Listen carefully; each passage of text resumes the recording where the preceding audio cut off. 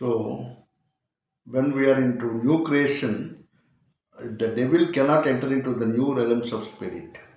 So our understanding of God will be exalted to the next level.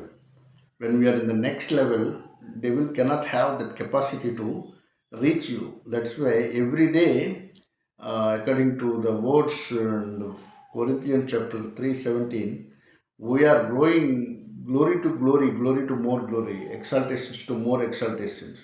మహిమ నుంచి అధిక మహిమలోకి, హెచ్చింపు నుంచి ఇంకా హెచ్చింపులోకి దేవుడు మనల్ని నడిపిస్తున్నాడు.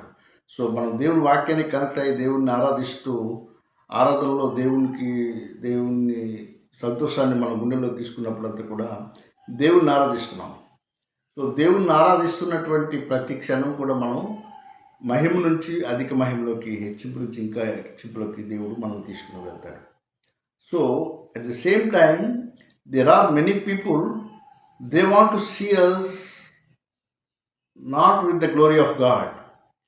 దేవుని యొక్క మహిమ మనలో నుంచి ప్రజ్వలింపబడటం చూడడం ఇష్టం లేని వారు చాలామంది ఉంటారు. కానీ they cannot do anything because God is exalting glory to more glory, glory to more glory, exaltations to more exaltations through the word of God. ఈ వర్డ్ ఆఫ్ గాడ్కి మనం మన హార్ట్స్లో, మన మైండ్స్లో మనం ఎక్కువ ఇంపార్టెన్స్ ఇస్తూ దేవుణ్ణి ఆరాధిస్తూ, దేవుని ఆరాధనలో దేవుణ్ణి ఇచ్చినటువంటి సంతోషంలో మనం ముందుకు వెళ్తున్నప్పుడు no disappointment of past can come and rule over అస్.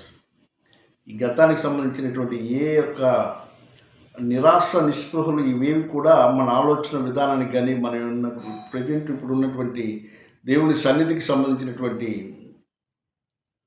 ఆ యొక్క స్పిరిచువల్ లెమ్స్కి cannot reach. Thank you, my dear friends. We'll continue the live these messages. I'll come back again.